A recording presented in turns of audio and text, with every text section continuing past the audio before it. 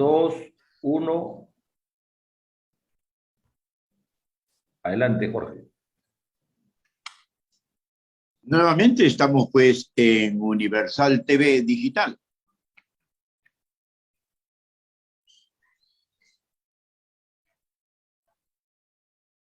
Bien, parece que Jorge tiene algunos imprevistos, pero estábamos dialogando con el doctor Miguel Ferreira sobre el libro de Henry Kissinger, que no lo he revisado, sobre el nuevo orden mundial. Me interesaría ver que nos explique algo más, qué dice al respecto, ¿no? ¿Qué hay que hacer con respecto al nuevo orden mundial?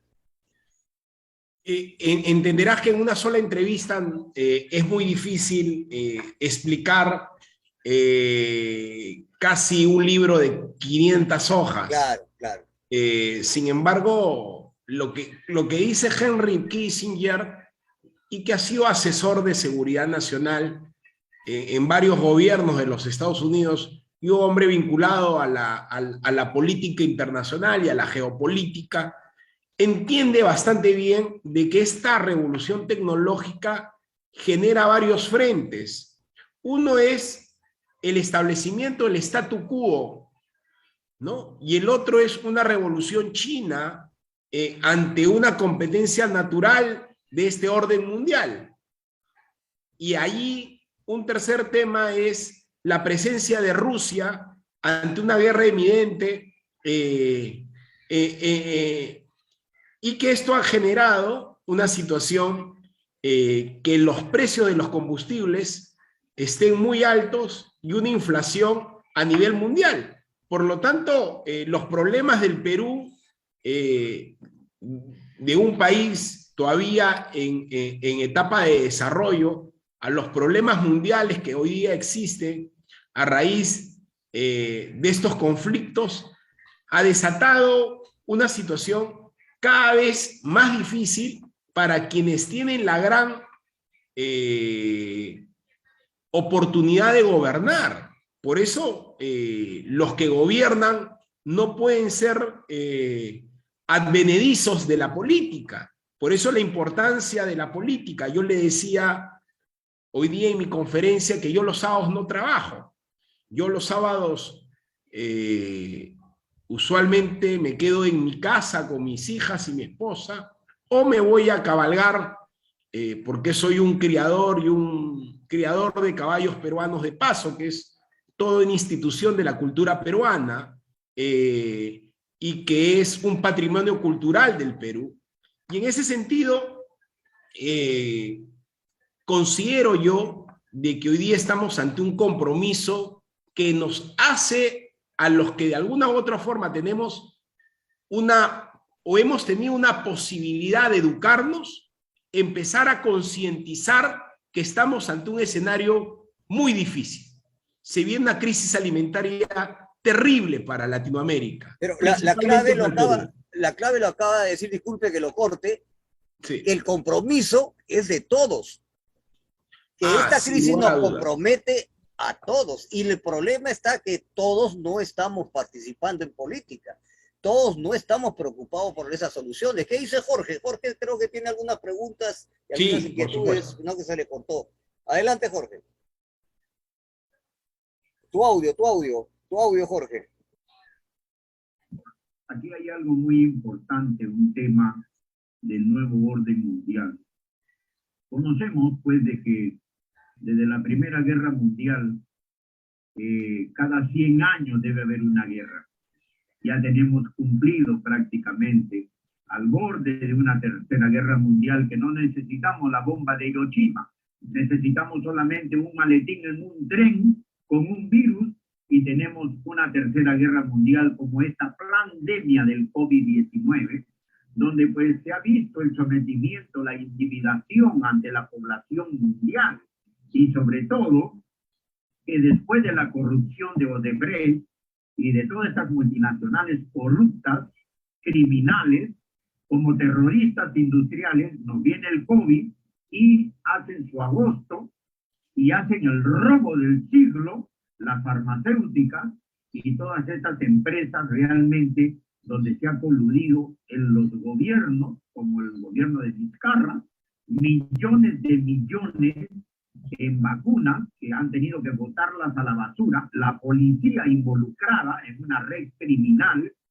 pero también, aparte de este Kissinger, tenemos un Kissinger peruano, y conocemos que este Kissinger, pues, presuntamente sería el banco de crédito, ¿no?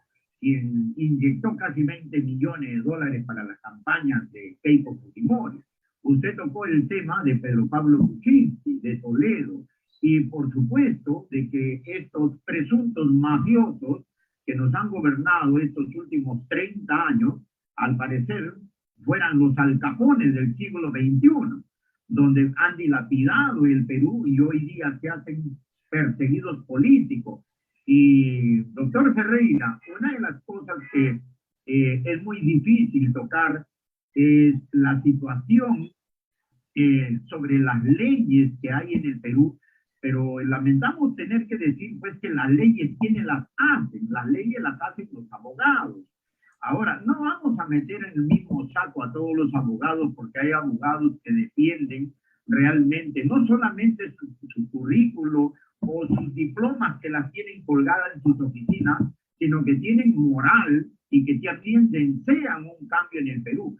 Pero podemos ver con pinzas de que existen estudios de abogados amañados, presuntamente mafiosos, corruptos, involucrados en sociedades de termoeléctricas, hidroeléctricas, hidrocarburos, en las grandes mineras del Perú, donde vemos pues a un Roque Benavides, vemos a los de AFIN, vemos a los de la CONFIES, vemos a los de Telefónica, y podemos seguir mencionando la élite peruana de banqueros presuntamente corruptos, que son los que fabrican las grandes offshore. Y hoy día vemos pues un nuevo orden mundial ya latente, donde pues lo único que estamos esperando es ese arrocito llamado chip, como lo dice en Apocalipsis 14:13, grandes y pequeños serán marcados con el número de la bestia. Este es el nuevo orden mundial. Hablamos de Rusia, como usted lo acaba de mencionar, hablamos de la China, que son los elementos castigadores posiblemente en esta época, ya que el comunismo pues nos ha invadido y tenemos gobiernos que realmente han dilapidado nuestra nación y las naciones de la tierra. ¿Qué nos puede usted explicar un poco de la corrupción y de la defensa de algunos abogados y estudios de abogados que defienden la corrupción, doctor Ferreira? Jorge, algunos extremos de tu comentario los suscribo. Creo que lo que tú te referías, también yo me referí en esta charla que he dado a horas de la tarde, antes de estar en esta entrevista, porque efectivamente el dinero que entrega Dionisio Romero Pauletti a Keiko Fujimori en calidad de representante de la organización política Fuerza Popular, no me quepa la menor duda que es un proceso de lavado de activos, porque ya la ley electoral, la ley de partidos políticos, señalaba que todo monto económico que pase una UIT, que es aproximadamente 4.000 soles, tenía que ser transferido y bancarizado.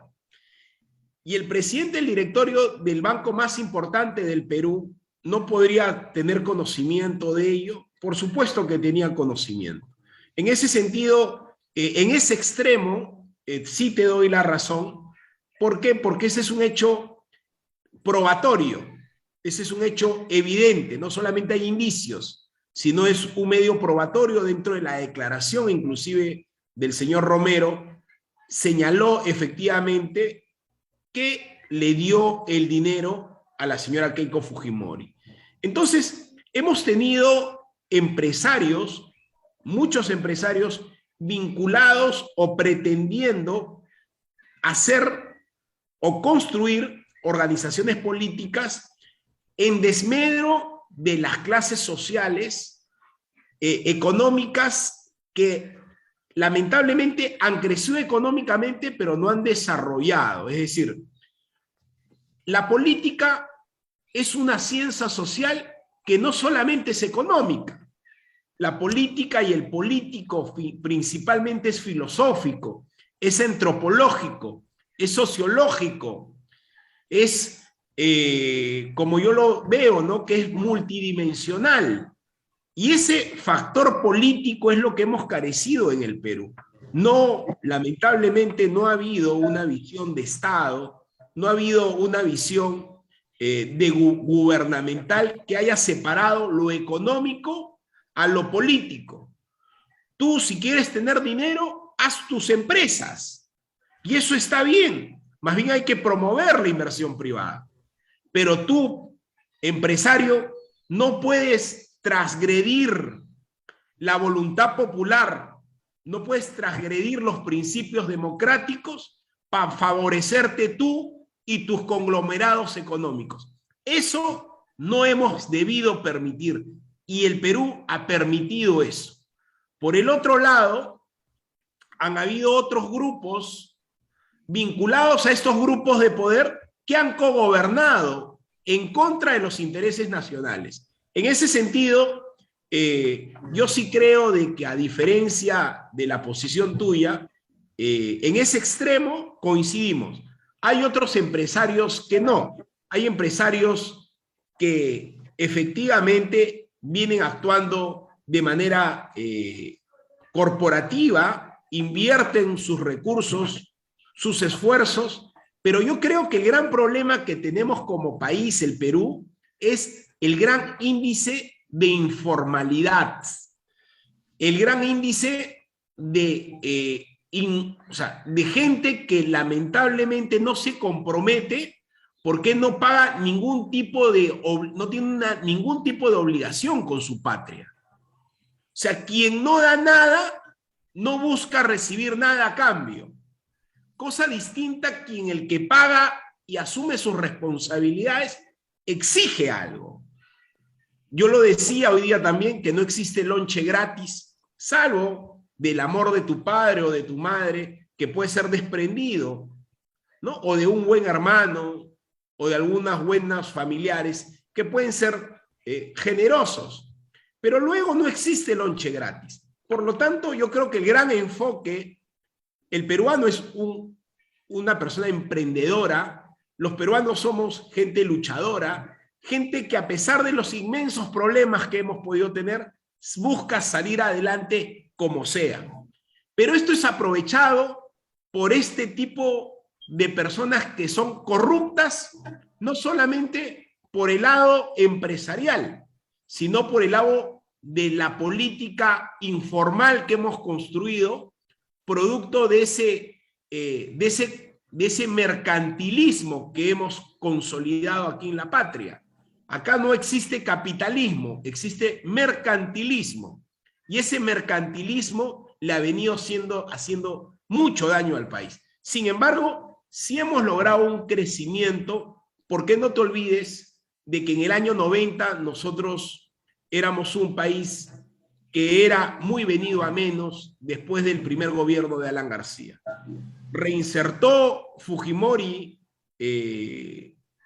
al Perú a una economía mundial y de alguna u otra forma se aperturó una economía de crecimiento para el país a nivel de una evolución económica a nivel mundial. En ese sentido, tampoco no hay que ser mezquinos con aquellas personas que de alguna u otra forma contribuyeron al crecimiento. Sí sancionar lo negativo, sí sancionar y seguramente ser muy drásticos con las personas que actuaron en contra de los grandes intereses nacionales, pero también ser muy reflexivo en tanto y en cuanto hay algunas personas que dentro del accionar también pudieron generar un camino hacia un capitalismo social.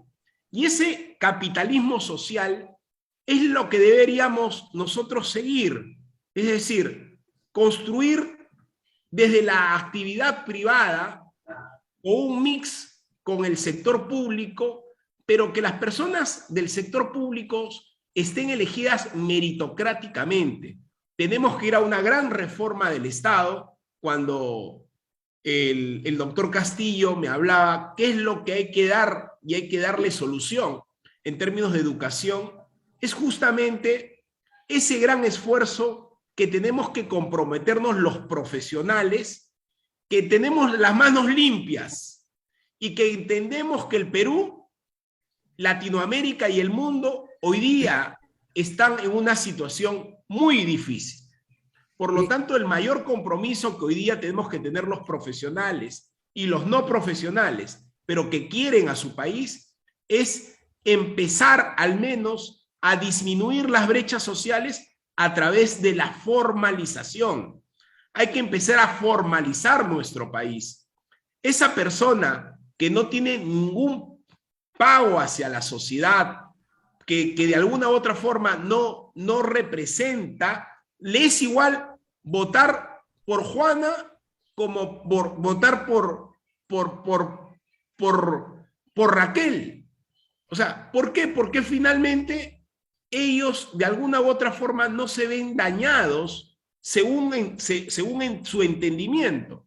Pero lo que tenemos que hacerlos pensar es que un voto consciente tiene que ser la apuesta de acá a una situación de aquí hacia adelante. Claro, No doctor podemos... Ferreira, disculpe Sí. que lo corte para hacerlo más dinámico Sí, por la supuesto. conversación. El tema de la democracia en América Latina pasa porque las democracias en América Latina son incipientes. Para poder llegar a una democracia madura, tendríamos que empoderar a las grandes mayorías. Empoderar a las grandes mayorías es insertarlas en los medios de producción. Entonces ya estaríamos hablando de desarrollo. Mientras que hablemos de crecimiento, obviamente las grandes mayorías van a estar, como lo que usted lo acaba de mencionar, ¿no?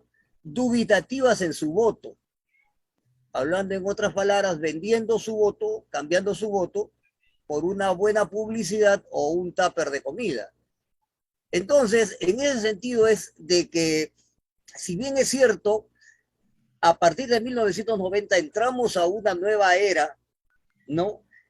Macroeconómica, tendríamos que pensar también de que así como entraron las grandes inversiones, también deberían haber perseguido los gobiernos de turno el desarrollo de la empresa social, cómo incluir a esa gente que usted lo está mencionando, esos ciudadanos que son parte de la PEA, ¿no? De cerca de 17 millones de la población económicamente activa, ¿no? En los medios de producción. ¿Y cómo lo hacen el resto de países como Estados Unidos, Europa, los tigres del Asia, Noruega, entre otros? Es justamente a través de la empresa social. Pero la empresa social se dejó de lado para darle pase a un sistema bien definido neoliberal. Y el sistema neoliberal, una de sus herramientas es justamente la corrupción y la informalidad. O sea, eso es innegable, eso está estudiado, eso está demostrado epistemológicamente, teóricamente.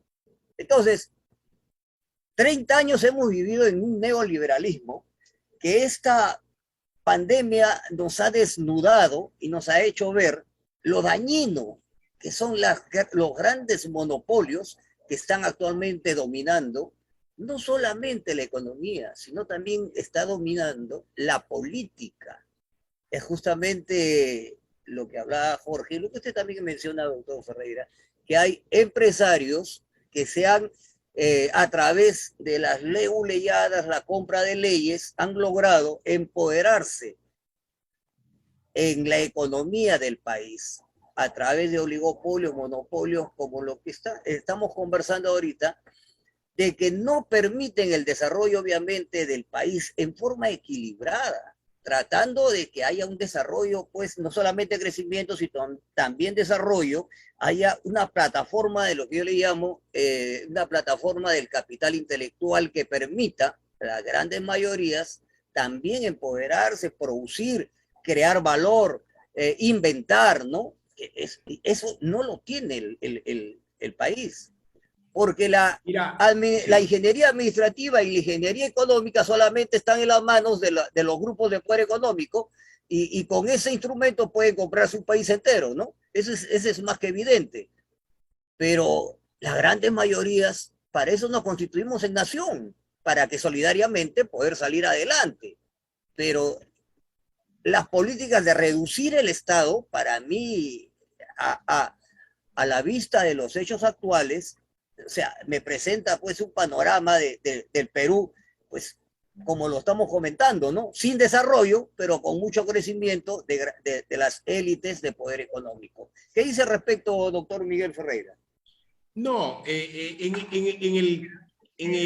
la hipótesis que tú vienes dando, efectivamente se desarrollan varias aristas, ¿no? Entre las cuales no me quepa la menor duda, doctor Castillo, de que efectivamente los grupos económicos dinamizaron o se incorporaron a la actividad política y a partir de allí se hacen conglomerados económicos y hoy día ellos de alguna u otra forma tienen más poder que el propio presidente de la República, ¿no? Es decir, han vulnerado la voluntad popular a raíz del gran poderío económico. Y en este libro de orden mundial ya habla de que efectivamente las nuevas tecnologías, las nuevas comunicaciones, la creatividad, la innovación que genera todo estas tasas de alta tecnología, va a permitir que las personas que seguramente puedan tener mucho menos, puedan ser más inclusivos. Es decir, se va a poder incluir aquellas personas que debido a las deficiencias de repente van a poder tener acceso a mayor información. Lo que hay que hacer es un poco reeducar eso y, como dice, ¿no? Hay que disminuir la brecha social. Pero yo sí soy un convencido que la única forma de disminuir la brecha social es formalizando. Y la formalización demanda un esfuerzo.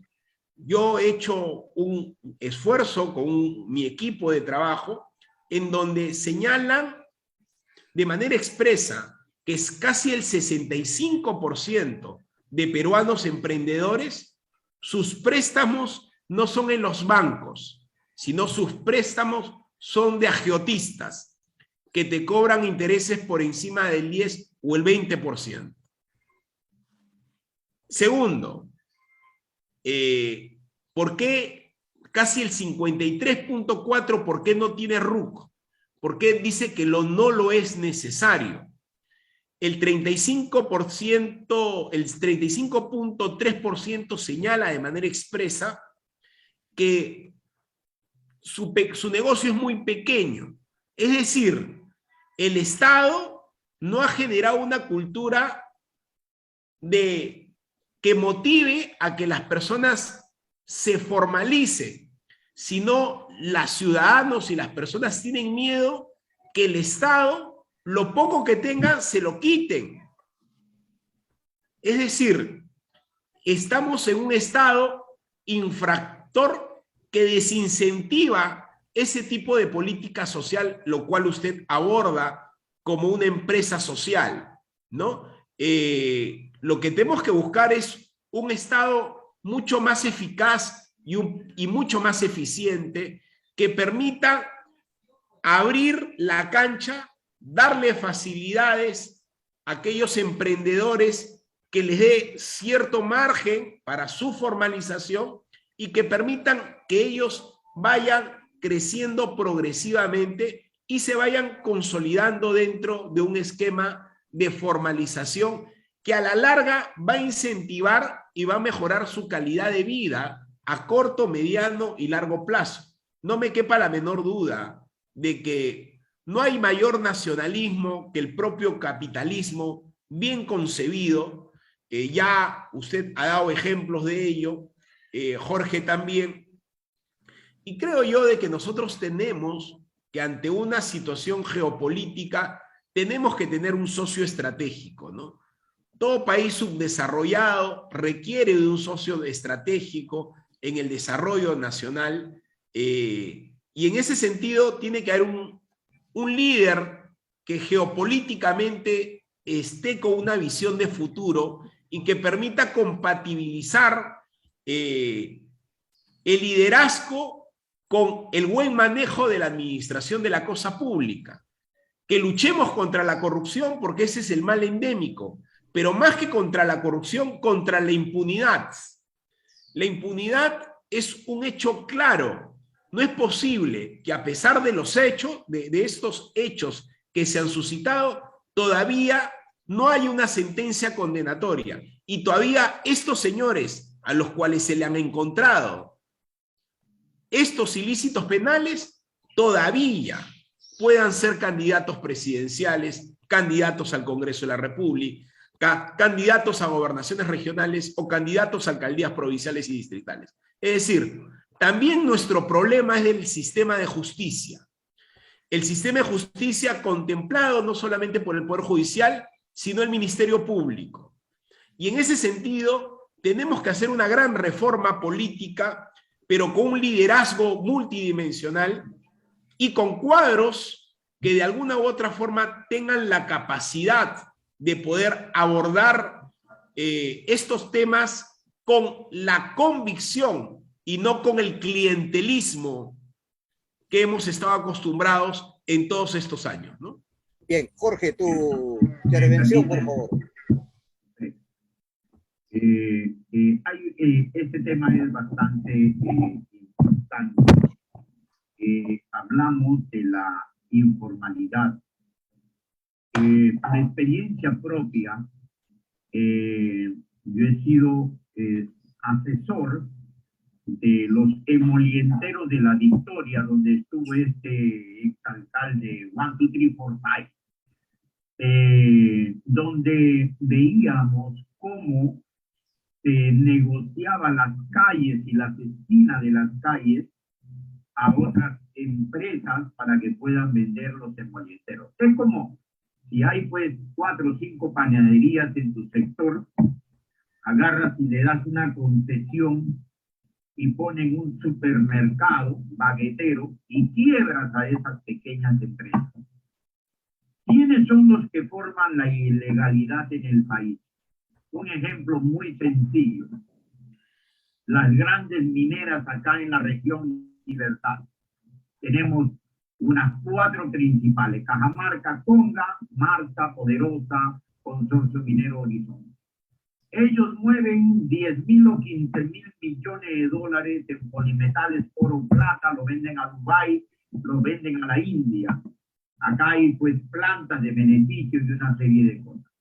Pero el monopolio, la élite de banqueros y la élite de empresarios nacionales, como el Gran y Montero, JJ Cami, ya hemos visto la podredumbre de la corrupción, las grandes mineras involucradas con expresidentes, exministros de proinversión, que ven sus propios intereses y que no les importa nuestro caserío, nuestras provincias, nuestros distritos, donde estas grandes mineras vienen a ser huéspedes y quieren sacar realmente a los que tienen 200 años o 300 años en este lugar. Y es por eso que la ilegalidad se ha formado a través de estos grandes monopolios, de estas grandes empresas, que no les importa que el pequeño minero, el pequeño productor pesquero, el pequeño agricultor, los ambulantes se legalicen, porque les harían la competencia a esas grandes empresas. No les convendría, por ejemplo, a las grandes mineras que 2.000 mineros sean legalizados en esta zona de la Libertad, porque ellos producen más del doble de lo que producen ellos, pagan sus impuestos, pero sin embargo, hoy hay una persecución en todos los ambientes de esta gente que es ilegal y algunos mineros en proceso de formalización, que es ahorita en el Congreso una situación tan difícil donde están amañados ministros en la Comisión de Minería, ministro de Energía y Minas, Dirección General de Minería, en Ingemet. O sea, es una situación engorrosa en el país donde un grupo de 80, 100 personas, avariciosas, codiciosas, tipo faraones, que tienen enmarañadas sus doctrinas a través de estudios de abogados, como le vuelvo a repetir, mañosos que transversan las leyes para dilapidar al menesteroso, para amedrentarlo, para intimidarlo, para asesinarlos, porque también tienen hasta redes criminales, esta gente que no quieren que estas pequeñas mineras, pequeños agricultores crezcan con tecnología, como usted está diciendo. Necesitamos gobernantes que tengan los cojones bien puestos y que puedan salir a defender al menesteroso, a los que no tienen pues internet en los caseríos. Miren, las carreteras de aquí, hoy unos huaicos terribles que han cerrado todo el Marañón, pero sin embargo venden oro por lingotes años de años y no son capaces de tener una carretera, una infraestructura, donde aquí tenemos el Gran Pajatén, por ejemplo, casi un Machu Picchu, pero no les importa. ¿Por qué? Porque estos gobernadores regionales, presuntamente mafiosos, amañados con alcaldes, amañados con la Policía Nacional, la Armada Peruana, hoy están formando como títeres a los gobiernos, utilizando las empresas privadas para manejar a los gobiernos y no los gobiernos que manejen en una forma alturada, porque debe haber una flexibilidad. La inversión extranjera es muy buena en el Perú, en todas partes del mundo, pero no debemos permitir que estos grandes dictadores, estos zápatras, que parecen faraones y que creen que el Perú es su chacra, mire todo lo que hemos podido pasar por la experiencia de Pedro Pablo Kuczynski, que nos ha robado el erario nacional, ¿no? Conjuntamente con otros presidentes, con otros ministros, y que tienen ramo de paja, pero se ha hecho secuestro de Estado, la corrupción, con presuntos fiscales, jueces corruptos, amañados, que realmente hoy no sabemos ni siquiera lo que se firmó en el caso Odebrecht por esta situación, mi querido doctor Miguel Ferreira. Sí, Jorge, mira, yo tuve la oportunidad ya en el 2017, después que llevé esta especialización en la Universidad de Salamanca, en España, sobre crimen organizado, lavado de activos, corrupción y terrorismo. Regresé al Perú y defendí a los pequeños mineros artesanales, lo que se llama la pequeña minería a pequeña escala, ¿no? Logramos, y fue una experiencia personal vivida, logramos articular el tema de lo que es el reinfo y el tema de la carnetización a esos sectores que efectivamente, coincido contigo, son emergentes empresarios a los cuales se les ha generado toda una mala voluntad de criminalizarlos y llamarlo lavadores de activos, ¿no? Así que conozco bien, es más, emitieron el decreto legislativo 1100, 1102, 1106 para penalizarlos y generarles una situación de minería ilegal, ¿no? Así que, en ese sentido, coincido contigo en esos extremos. Sin embargo, no todos los pequeños mineros son formales. Y el problema es que dentro de ese grupo hay mucha gente que también está por el lado de la ilicitud, ¿no? Lo importante es saber identificarlos. La minería es un tema sumamente importante. El Perú es un país minero. No sabía que estabas en La Libertad. Libertad, Trujillo, la tierra de mi padre. Él era Ferreira Rebasa, ¿no? La tierra de mi padre. Mi madre era chalaca, ambos fallecidos ya, pero de madre cajamarquina, ¿no? Así que entenderás tú que yo soy muy creyente en que debe haber una descentralización real. Lo que acabas de mencionar es que efectivamente estas estos grandes empresarios vinculados a la minería, lamentablemente, solamente han cumplido con pagar el canon minero y los impuestos, pero también hay responsabilidad del Estado, ¿no? La responsabilidad es que no se ha distribuido bien Disculpe, en temas de salud, tenemos medio minuto para terminar. Le agradecería, educación. por favor, que redondee su idea. Tenemos medio minuto para terminar. Le agradecería que redondee Sí. su idea para terminar. Sí, yo creo, Jorge, José, Ricardo, de que estos temas son tan amplios y que realmente esto aborda a un tema que es muy puntual, ¿no? Hoy día necesitamos líderes que de alguna u otra forma se pongan en la carne del ciudadano de a pie, ¿no? O sea, que se pongan en una situación en la cual todos tenemos, como bien lo has dicho tú, tenemos que ser una gran nación, tenemos que tener un principio de solidaridad, tenemos que tener un principio... Doctor, no, el principio de solidaridad y el principio de subsidiariedad, que regula también las empresas privadas, y si hablamos de mejorar la gestión pública, tenemos que aplicar lo que dice la Constitución, la economía social de mercado. Y si hablamos de economía social de mercado, hablamos de las sociedades intermedias. Y ese es reformular toda la gestión